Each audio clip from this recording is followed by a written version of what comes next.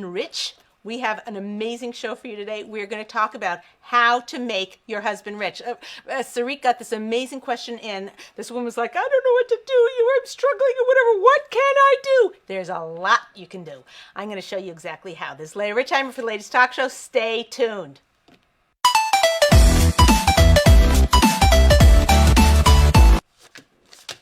Oh, excuse me. Oh, sorry. I've just got counting the money. Okay, so here's the story. Okay, Sarit, actually, let's start with a question. Okay.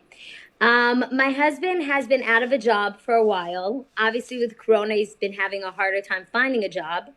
I see that he's trying, but I almost feel guilty because I know that you have said that a woman, if she receives, the blessings will pour into her house. And I feel like, why aren't the blessings pouring into my home? What can I do? Fantastic. Wow, I can tell you're an avid watcher or listener, whatever you're doing, because that's exactly the right thing, is receiving.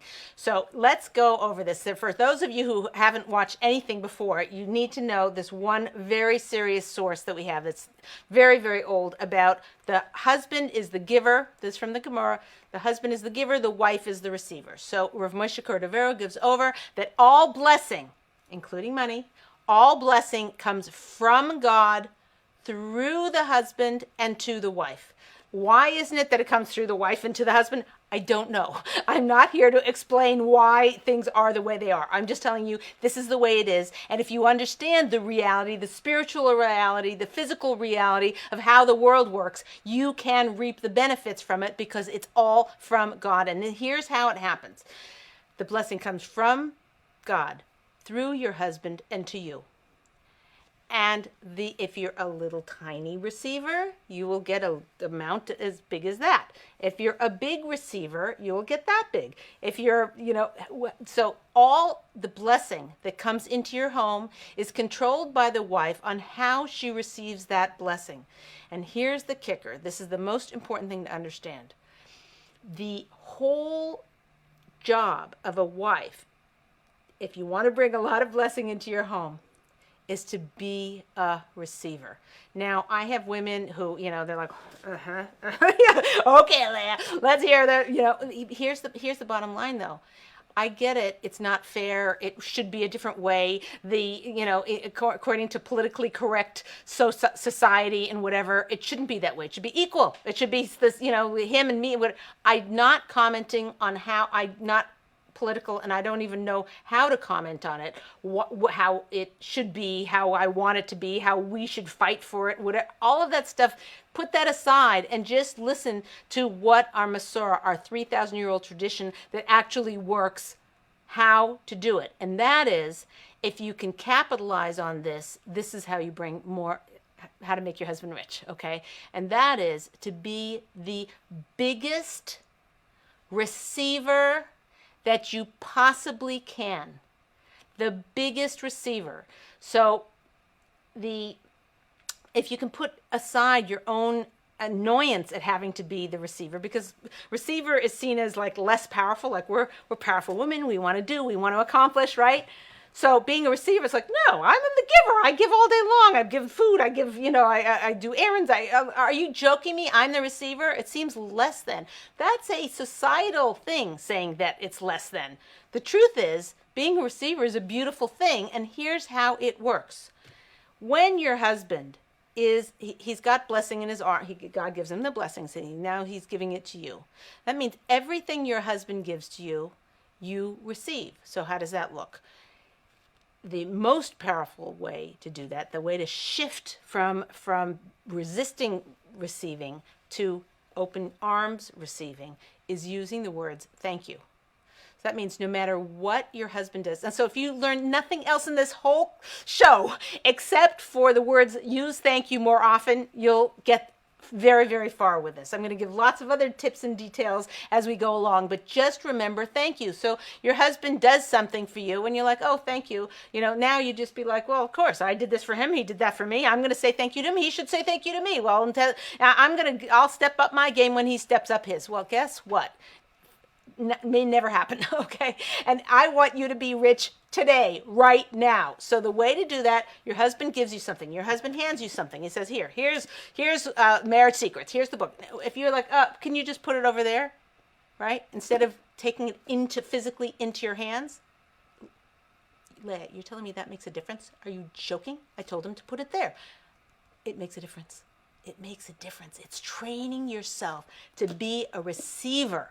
So if he hands you something, take it with both hands. And if you can also say thank you, that is what is receiving. And here's how it works. And Rav Nachum Sauer explained this to me. He said, God gives the blessing to the husband. The husband gives it to the wife. If the wife refuses it and doesn't take it, and I'll explain how that looks in a second, if she doesn't receive it, now the husband is still holding it, right? So if he's holding all the stuff that she's not receiving, right, can God fit anything else in his arms? No, his arms are full. He can't hold anymore. If the husband gives it to his wife, now his hands are empty and God can give him more blessing. So you're receiving. That's how the dynamic works. And this is not a joke. This isn't like something, I dreamed up one night and I thought I'd sell it to you. No, this is 3,000-year-old guaranteed way, guaranteed to bring more blessing into your life. And what do I mean by blessing? It means health, happiness, money. It means the kids do better in school. It means your car doesn't get a ticket. Whatever blessing you can possibly think of in your mind, this is how you get more blessing in. This isn't a magical thing. This is a very crystal clear thing given over to an Armasora. So, and you can check this with 1,000 rabbis. They'll all say, yeah, that's right. Okay, so here's how it works. You want to be the biggest receiver you can, right? If you're a receiver like this, that's how much blessing you can get. Now, here's the question. Here's a question of bitachon, of faith, of understanding, of deep spiritual understanding of how God runs the world. He doesn't have a limit. Like your bank account, there's a certain amount in a bank, there's a certain amount in a corporation. By God, there's no limit. There's no boundary to how much blessing he can pour into your home. So if you are a receiver this big, that's how much blessing. If you're this big, that's how much blessing you'll bring into the home. If you're the size of a bathtub, that's how much blessing. Could God fill a swimming pool full of blessing? Absolutely. Could he fill an entire ocean full of blessing? Absolutely. So you want to make yourself an ocean of receiving blessing. So here's how it looks. It looks like you have a question. You can ask the question after this. So here's how it looks. Your husband gives you something. So let's say he gives you a compliment. I like your outfit. And you're like, this is like 3 years old. I didn't buy it. It's got a rip in the back. It's got some schmutz over here, some dirt over here. What are you talking about? That's called rejecting his gift. That's called not receiving. That's called keeping his arms full and not receiving the blessing. It's called, rejecting him, rejecting his giving. That rejection means his arms are still going to be full with that blessing and God can't give him more. So wait a minute, Leah, are you telling me that anytime he's trying to give to me, I need to work on receiving it, or I just need to receive it? Is that what you're saying? And the answer is, if you want more blessing, that is the secret recipe to bringing more blessing into your home. And it's guaranteed. And you'll try it, start today, So anything, if it's a compliment, is he giving you something? So now, women say to me, wait a minute, he brought me this sweater. It was like orange and purple and had little pockets of puffy, whatever. It looked horrible. I'm supposed to just receive it because I want to be the receiver. Are you crazy, Leah? I'm not wearing that thing. So here's the thing, and this is a fine line, and you have to know your husband and you have to know yourself. If you can never set foot wearing that sweater, okay, I hear that. Then you thank him, and if he says, how come you never wore it? So wear it, in places maybe you're not afraid to be seen, wearing it or whatever. Or there is a thing. If you mostly are receiving 95% of what he's giving to you in compliments and gifts and things and comments, whatever, and 95% you're receiving, one out of, I can't do the math, but 5% of the time, you can actually wing it a little bit. So if he gives you a purple and green ugly sweater, you can say, "Oh, that was so nice of you." This is the receiving. It's so nice of you. It made me feel so loved and so taken care of, and I feel really sad that it's not exactly my taste. The thought means a lot to me, or whatever. Would you feel terribly upset if I exchanged it or returned it? Now you have to know your husband. Some are like, "Oh, by all means," and some be like, "Yep, fine." Fine, and they're really kind of upset. In which case, you know that in the future, you're best off just taking it and tucking it in your drawer and taking it out for, when the two of you are home, not going anywhere for dinner, you can pull it out and say, "My special sweater that you gave me," and not be seen, caught out in public wearing it. But in any case, the bottom line is, the more you receive from your husband, the more blessing will come into your house, and the more parnasa, the more wealth, the more income will come into your life. So the work for this is to become more of a receiver than you already are. And every single instance in your life that you feel that he's giving you something or doing something for you, maybe you're oblivious to it, start paying attention and start reacting with a thank you and with an appreciation and with a receiving. And that's how you bring more money into your home. Okay, what was the question, Sarit? Yes, so my question to that is, I remember learning in school, and I don't remember exactly the sources, but that if a man respects his wife, then blessings and riches will come into his life. And I remember my husband one time making a joke like, we had a bad month or whatever, I need to up the respect, I need to treat you better, like as a joke. So he'd obviously heard it also. So is it only on like the woman, or is there like nothing that the man? Yeah, it's a great question. Well, there's two Gemaras. One Gemara is that the wife a lot of people get confused by this, that the wife is the holder of blessing in the home, and they're like, wait a second, if she's the holder of blessing in the home, then why are you telling me that the husband is the source of the blessing?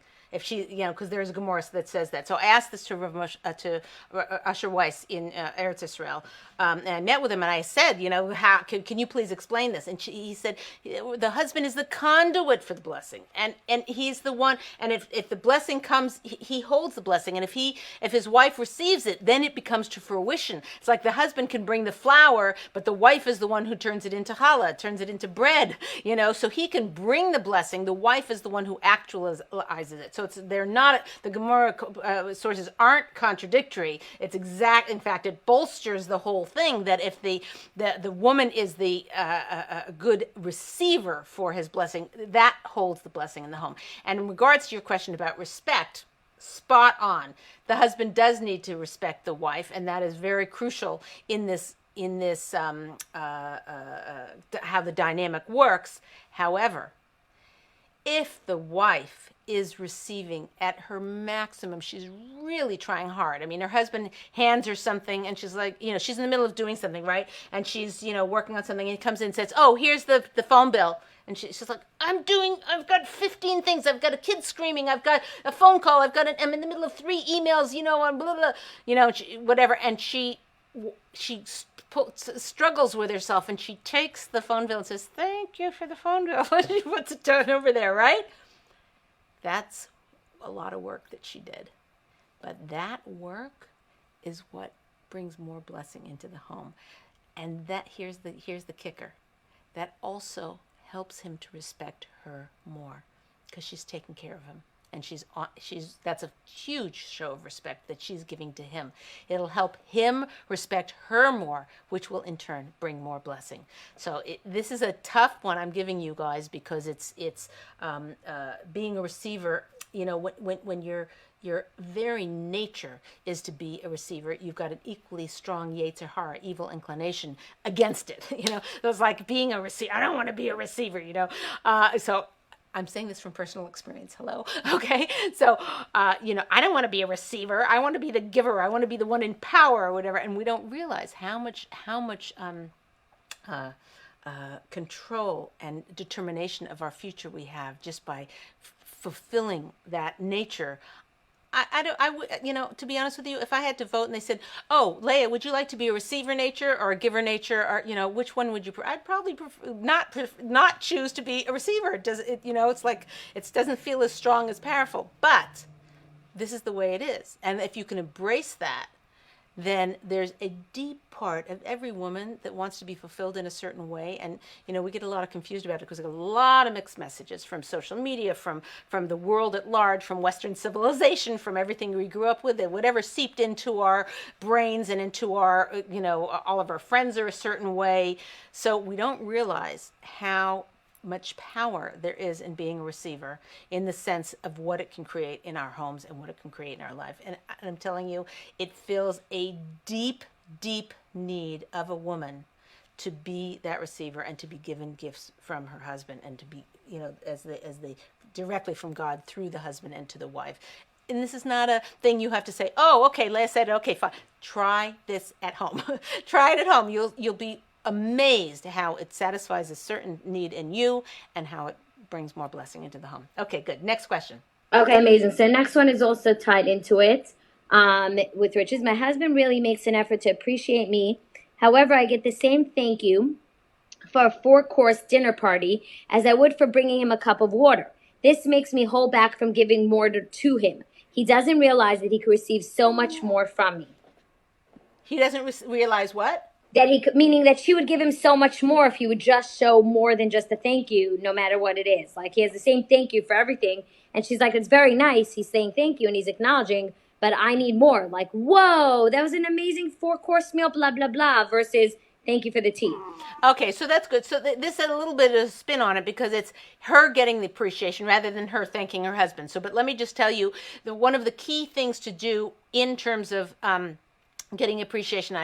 It's again a whole chapter on getting appreciation. Women walk around with a completely bottomless pit of empty bucket of appreciation, and they don't even realize they have an appreciation bucket. They don't realize it's empty. There's dust bunnies going around over there. They don't even realize it, and they walk around, they're grumpy and they're in a bad mood and they're upset because they're not getting the appreciation that they need.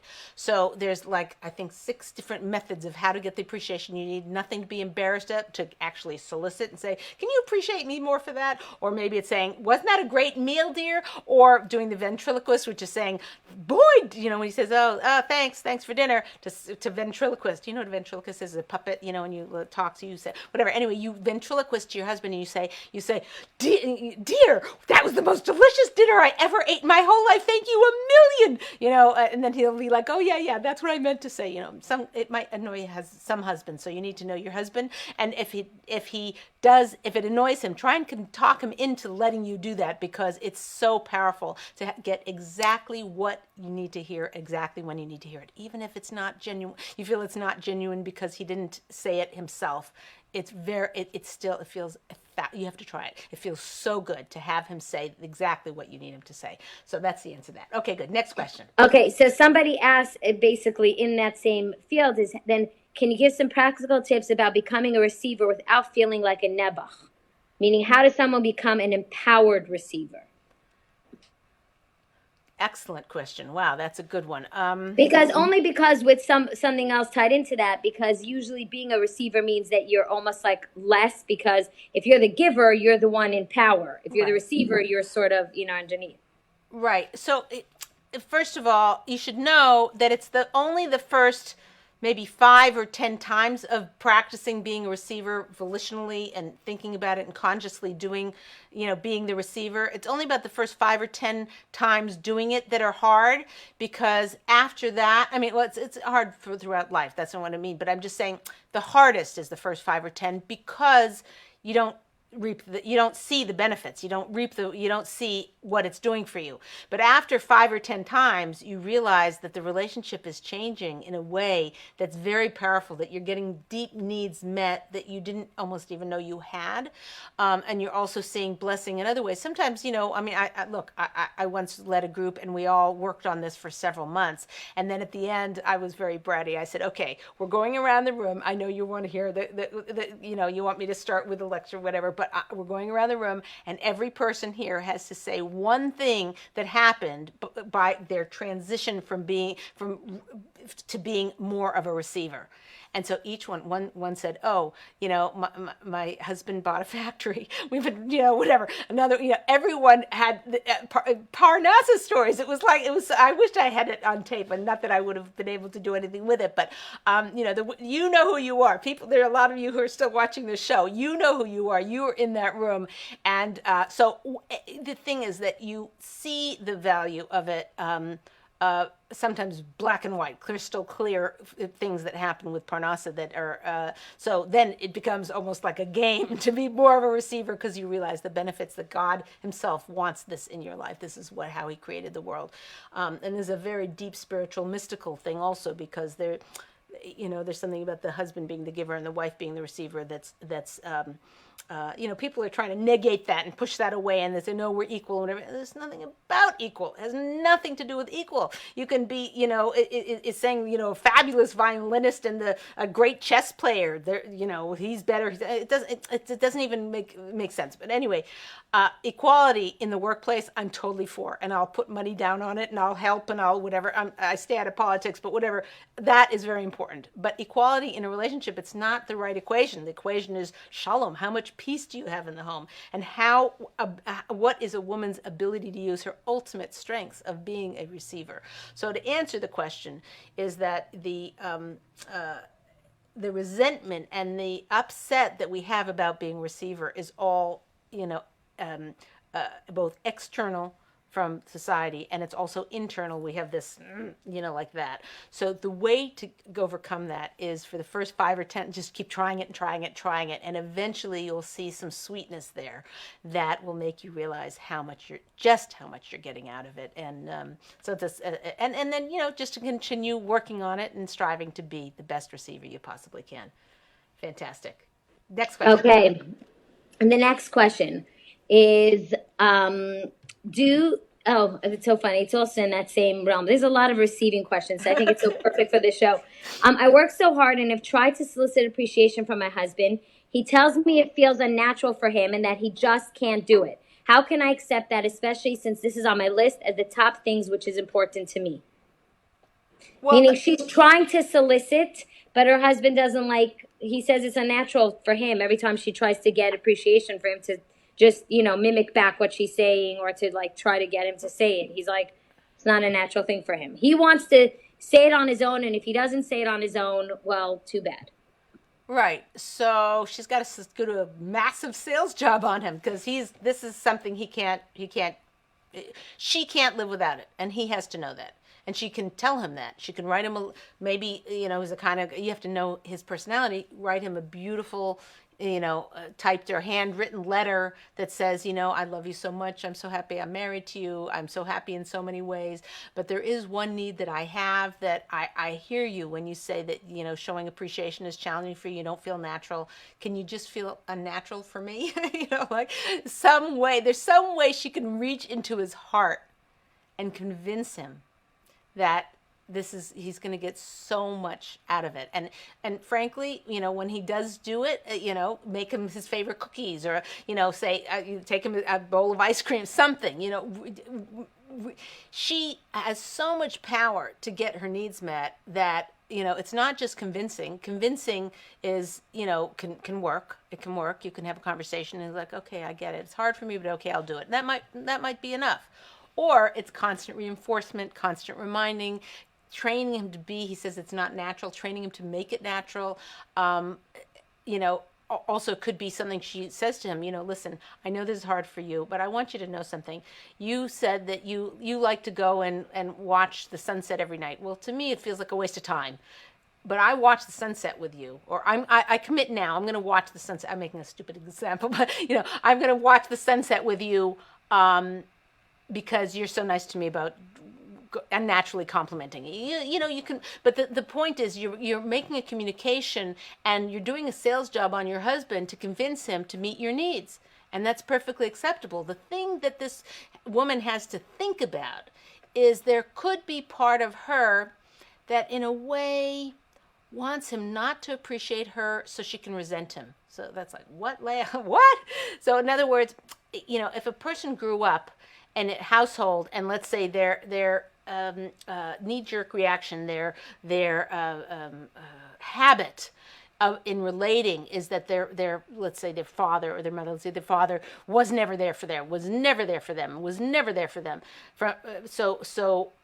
Now they're married to a husband, and their husband's there for them, but in a way they're more drawn to the familiarity of that pain than they are to actually getting their needs met. So you could sabotage yourself, and this is very deep kind of emotional things that you have to self-analyze. This is called introspection, and the Chavos Levovos gives over that kind of introspection of understanding yourself better is our job in life. And so if you understand yourself and what the dynamic is that you're creating, you can see it could be possible she herself is causing him not to appreciate her, so she can have that built-up resentment and pull away. And when you feel very close and vulnerable to somebody, it can feel uncomfortable. And maybe if she's had a tough childhood or tough dynamics, which we all have had, thank you.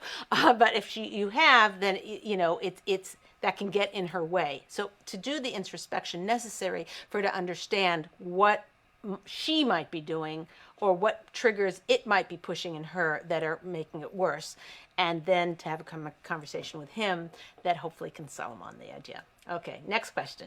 Amazing. Okay, much has been said about date night. Is it problematic if a wife wants or needs to go away for several days, nights included, by herself without her husband?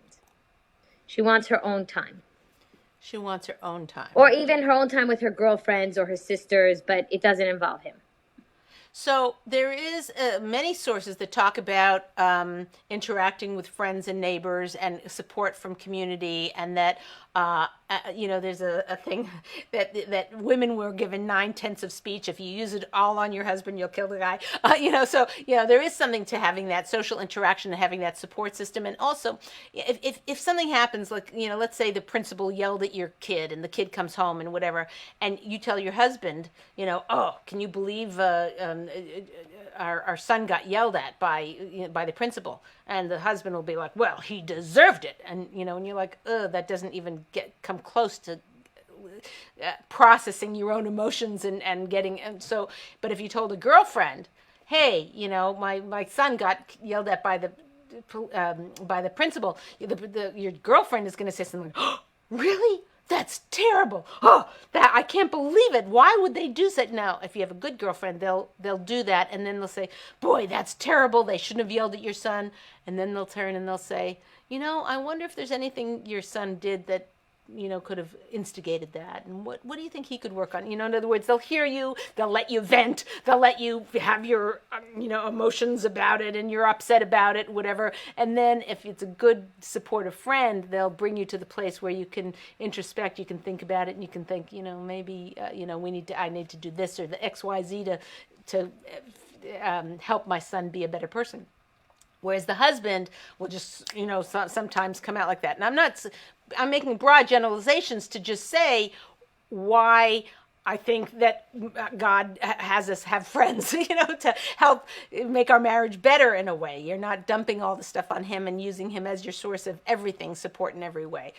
However, it's got its boundaries just like everything else. So if 3 or 4 days to go away with your girlfriend seems excessive, it seems like if that's what you need to unwind. Now, maybe you haven't had a vacation in 10 years, and okay, I could hear that. But if you are, living a normal, busy, harried life like we all are, and, you just need a little bit of space, a day, maybe 2 days should do it. If it doesn't, okay, maybe it needs to be 3 days. But probably to cause less upset in your marriage and in your life, rather than having 2 solid days of being away, it might be better to take 2 hours every Monday, lunch with a different friend or something like that. That's less disruptive than leaving the house, leaving, your husband to take care of all what needs to be taken care of in the home, and also feeling a little bit rejected, which men would. You'd also feel rejected if your husband said, oh, I want to go with my guys for a couple of days. You'd be like, what are you going to do and why do it doesn't breed exactly the tone that you want to have. If you need it, you need it, and then you need to have a good conversation and tell him how much you love him and reassure him 1,000 times that you need to, it has nothing to do with the relationship. You just need some space, and that could be okay. If you're not sure, if you're on the fence and not sure why you feel this strong urge, and sometimes people go away for 2 days and they come back and it didn't do anything. It's like now they're back and they still have sometimes people go away and they feel totally refreshed when they come back. So you have to know yourself. You have to know your husband, what's going to reject him, what's going to make him feel rejected, and do some introspection about it. The less amount of time you can feel you can get away with, the better.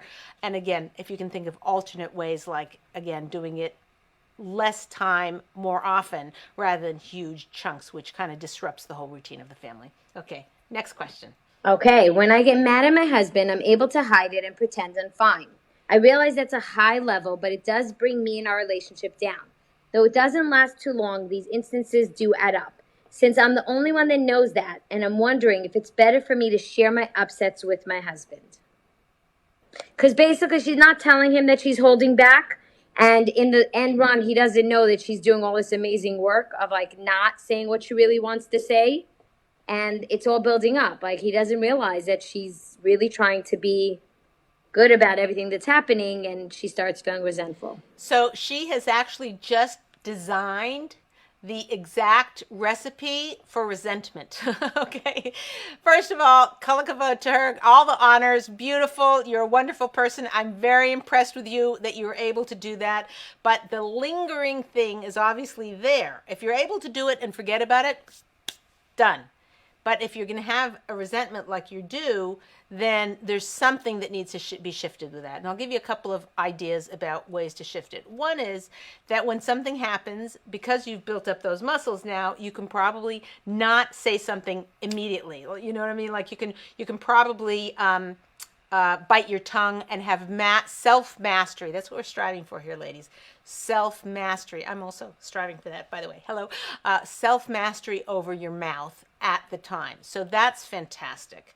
However, the issue that you have, and she didn't mention the issues, but let's say it's something, he says he's going to do something and he never does. I'm changing the light bulb. Yeah, I'm changing the light bulb, and he never does, or something. And then she just eats it and doesn't say anything. And, she feels very self-righteous and feels good about herself because she never says anything, but she's still sitting there going down the hall in the dark, So she needs to, having self-mastery, fantastic at the time. She needs to find out a way how to communicate that to him in the most beautiful way possible, in the most effective way possible. So whether that's writing it down on a Post-it note or something and attaching it to his computer, you need to ask him. You need to say, listen, sometimes I need to communicate things to you. Sometimes I'm very proud of myself. I actually zip my lip many times. Last night when you kind of cut me off and whatever, and you said the comment that, no, that's not the way it happened, in the middle, in front of people, and you kind of put me down. And I said nothing and I did nothing, but I want you to know it did hurt my feelings. And I was hoping you could apologize for it. But more importantly, what's important to me is that in the future, if I'm telling a story and I'm saying the facts wrong, you just let it go. Maybe tell me after or something like that. But you're having a conversation with him on how to resolve the issues. It's not building resentment. You're not upset with it and like holding it in, and then he says something else, and then it piles on top, and then something else happens and it piles on top, and before you know it, you've got general contained rage that's not going to stay contained for very long. So you need to work on the communication issue of how to let him know what has troubled you, but I'm incredibly impressed that you're able to bite your tongue at the time, because what happens most time, things are made 1,000 times worse when we blurt it out and we just, whatever. So that's already a huge step. That way, when you actually are sitting down and having a deep conversation about it, it can go well, because in the heart of the moment, when the emotions are, our kind of brain is gone and we're kind of on the battlefield, that's not a good time to resolve things. So good work. You're halfway there. The other half is to communicate it in a way that's great. making a note, sending him a text, having a conversation with him, going for a walk and talking about it. Learn what works for your husband and how to communicate these things. And if you don't know, say, sometimes I'm upset about things and I don't want to make a mountain out of a molehill and like, yeah, here, you did this thing that's terrible. No, the issue is the way to communicate it is to ask him. Say, do you want me to send you a little note? Do you want me to have to email you? Do you want me to sit down and talk to you? Do you want me to save them all up at once and give them to you once a week, Motzei Shabbos, Saturday night? Do you want me to, ask him what he thinks works, and then you'll do trial and error, and you'll see what is going to make the communication so that the resentment doesn't build. Because having a recipe for resentment, it's not a good thing. Okay, Sarit, next question. Okay, and this one, by the way, is very similar in nature, but I guess you can just maybe direct it to the pleasing her husband. She says, due to our different natures, I'm the one who's always given in to please my husband all these years. I've always compromised and not made a big deal out of anything.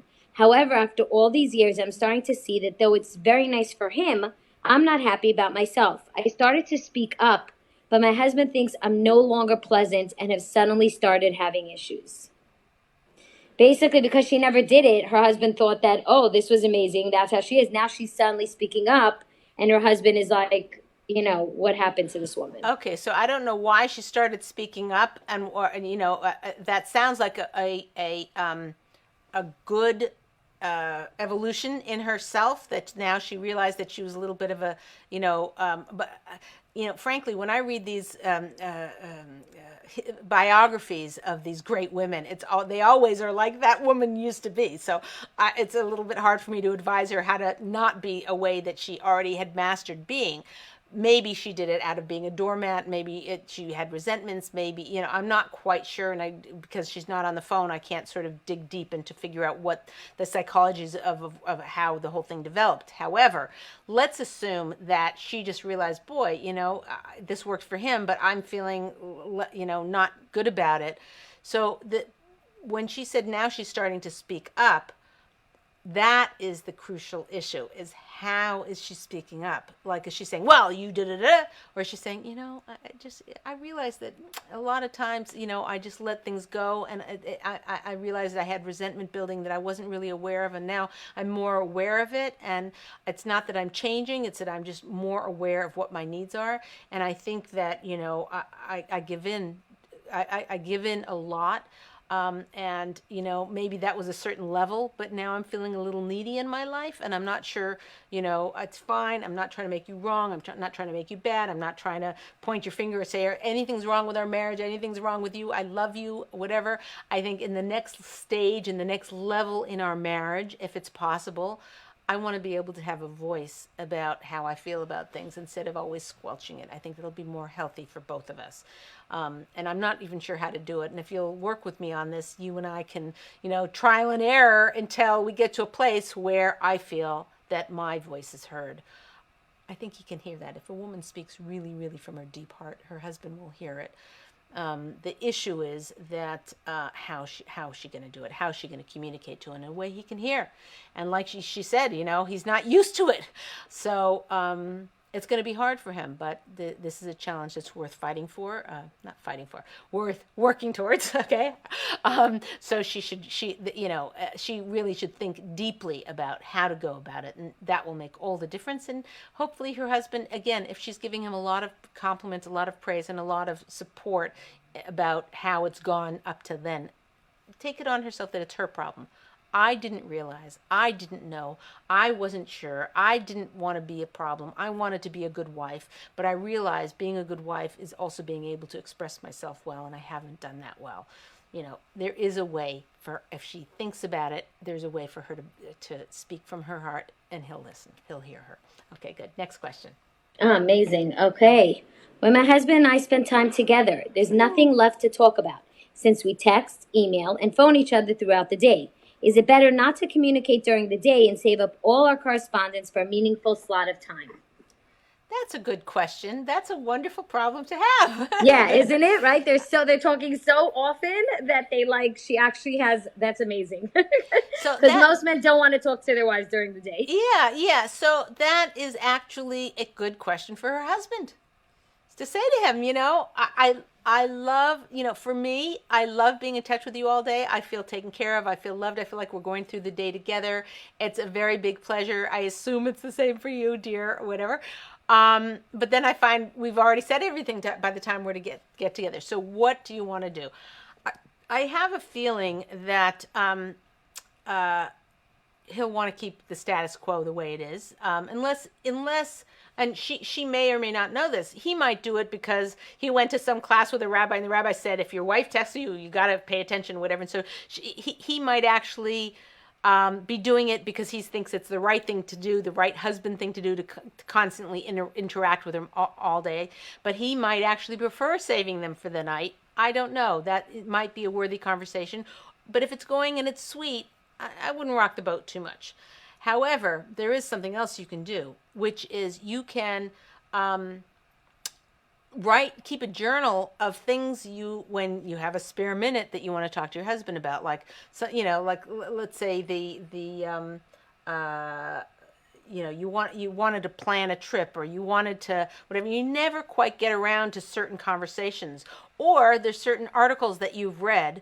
I do this myself, actually. If I read something and I like it, I print it out for my husband, so then we can talk about it. So there's different things. There's different interests that you have that your husband may not have. He may not want to talk about nail polish. He may not want to talk about this pop-up shop or whatever. But you can make a list. You can keep a journal so that when you are sitting there. But silence, there's nothing wrong with silence. It may feel a little less vibrant and a little bit less alive than if you were, keep a journal of all these topics and articles that you read and whatever, and you had a lot to talk about. Sometimes a husband looks to a wife to be interesting and bring some vitality into the relationship. And if that's the case, I think often that's the case. But you have to weigh it out between just sort of driving in the car. I have a lot of people who said when they were dating, like, oh, we didn't have anything to talk about. And like sitting in a car and just driving and watching the scenery is beautiful. There's something beautiful about it. Sitting at dinner sort of in silence, there's something a little bit less stimulating for the relationship. So I would work on thinking of different topics that you can talk about. And if that means that you curtail a few of the conversations during the day, then probably worthwhile. But the key thing is having, when I sit there and say, think of conversations topics that you could talk about when you're together. It's like, what are we, dating? Like, we've known each other forever. But it's kind of like it adds spice and pleasure to the relationship. And if you take that on, things will, I think it can only improve things. But in terms of rocking the boat on where you have it, I think it's nice where you have it. Okay, next question.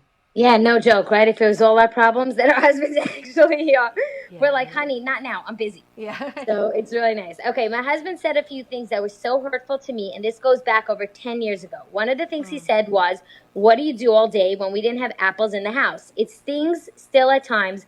And I think about it all these years. Apples in the house? I missed apples. They didn't have apples. He wanted an apple. There wasn't an apple. And he's like, what do you do all day that you couldn't get apples, obviously? So she said, even now, all these years later, when we're low on apples, she remembers that comment. She shouldn't have let it pass back then without clearing the air.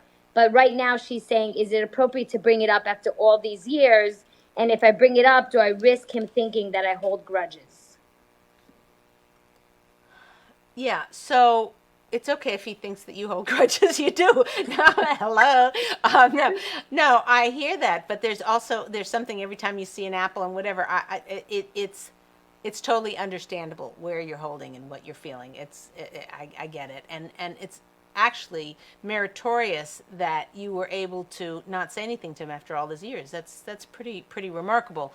It's, most people are like, oh, you know what I mean? Like, so there is a merit to that, but the question is not whether you should say it, because I think it's fine to say it. It's just how you say it. Again, we're back to the how. So for this, I think, and then I want to last question. We got time for one more question, Sarit. Bring me one about how to make your husband rich. Okay. So I want to get one more on that topic. So the issue about the apple is it's how you're going to say it to your husband. So you could say to him, listen, I try not to be the kind of person who bears grudges. I just have to. There was something that happened like 10 years ago, and I'm going to say, and you're going to think I'm totally ridiculous or whatever. You may not even remember it, but somehow it stuck with me, and I felt like if I had I don't want to make a mountain out of a molehill, but if I had a simple little apology from you, I think, really, you don't even have to think too deep. It doesn't have to be this big heartfelt apology, but if you were just to say, sorry, dear, I'll be over it. And the issue was about 10 years ago, you made this comment about what did you do all day? You couldn't even get apples, and I don't know if you remember. You don't remember it? Oh my gosh. Well, anyway, whatever. When you said that, now every time we're low on apples, I think, oh, but, whatever. It just kind of rubbed me the wrong way. I tried to forget it, and whatever, and it just keeps coming back and haunting my head. I'm not sure why. I'm so happy in the marriage. I love you so much. You're such a wonderful husband, and whatever. I just have this one comment, and I know this would solve it for me. So you got to know your husband. You got to know yourself. How would you say that? Say it in your own words. But the basic message you're trying to give over to your husband is the fact that you need to let it go, and he did something that hurt you, probably much more than he realized, or much more than you should have let hurt you, but it did, and that you just want to clear the air. And you have to be prepared, because when you do something like that, it kind of might open the door for him to say, okay, I apologize, but also I wanted to say about, last month you said X, Y, Z, you know what I mean? He could come back, and you just have to be strong and prepare yourself that could happen, and prepare yourself to also apologize. And the more willing you are to apologize to him going forward, the more he's going to be willing to apologize to you. So it's a great question. You should feel proud of yourself for keeping that under wraps for so long. Okay, last question, Sarit. Okay, last question is, again, going back to the title of How Do I Make My Husband Rich? My husband has a nice steady job and brings in a nice income. However, it's nothing major, and I definitely feel he can do more. Do I just accept the fact that this is our life, or do I try to push him to do something where he can excel? Obviously, he can become richer. Wow, it's a fantastic, fantastic question. And here's the thing. She used the word push him. Should I be pushing him? Bad, wrong, I need a, wait. Oh no, that's a laugh. No, I need a, Yeah, that's the laughter, yeah. Wait. That's what I wanted to do. Yeah, exactly. Right. No, yeah. So bad and wrong. Not pushing. Pushing is the worst. That will backfire. You'll be poorer, not richer. Never to push. You want to lead. What is it? You attract more flies with honey. What is that? More bees with honey than you do with vinegar. Yeah. Right. Yeah, more bees with honey. Yeah. Okay. So you want to. Making your husband rich is about. Milking a cow, and bringing more blessing into the home. It's not about pushing and manipulating and saying this and saying that. So that's crucial. The issue that when a husband you say he's bringing in a good income or whatever, the more she receives it. So getting the money and having it in the account and writing checks and doing whatever and paying the money, whatever, that is, she has the money and she's received the money in a way, but has she fully acknowledged the receipt of it? So what she can do, the most effective thing she can do to bring more money into her home, is to show her husband appreciation, which is receiving and thank you, is show her husband more appreciation for what he already is bringing into the house. There should never be a month that goes by that every wife shouldn't say, thank you, even if she's working full time, even if she makes more money than him, thank you for bringing in a nice living. Thank you for the money that you bring into the home. Thank you for supporting us so well. Thank you for all that, when you buy something, you buy a new dress or whatever, and you earn the money, you put it in the bank, whatever. You bought a new dress, you say, I feel so lucky to have this new dress. Thank you for bringing Parnassa into our home. Thank you, God. Thank you, husband. Right? He might think who took over my wife or whatever, but I'm just telling you right now, the more you appreciate what he's bringing in, this is not Leah Richeimer. This is our Masorah. The more you appreciate what he already brings in, the more blessing God will give him. So Don't push him. Don't tell him, oh, you should become an accountant. Don't try to, I mean, you might have good creative ideas, and that's fine to share with him, but don't force him or push him or manipulate him or try and box him into anything that you see a picture. Oh, wait, we could have a bigger house. We could have a big, more. We could, what? That's not the way to do it. The way to bring more parnasa into the home is to show him appreciation for everything you already have. And this goes hand in hand with our appreciating everything that God does for us. The more we appreciate what God does for us, the more he does for us, because we're recognizing him and his effect in our life. This isn't a materialistic lesson for life on how to get more. There's a whole train of thought of people who saying bringing blessing into life. No, this is just a practical understanding of how the world works, that the husband is the giver, the wife is the receiver, and the more she appreciates that receiving, the more blessing will flow in the house. And she may not even see it. It could be that she becomes the best receiver and works at it, and his income doesn't go up, but there's blessings in their life that she may not see, which is something something you can't even prove, because if you're driving down the street and you're meant to, God forbid, not you, somebody is meant to get in a car accident, and they don't get in a car accident because God is showering them with blessing, they don't even know. They didn't even know that goodness came to them, but it came to them. So it's guaranteed that the goodness will come to you the more that you're a receiver to your husband. Absolutely. There's dozens of sources that are 3,000-year-olds, have a proven track record of success that prove that.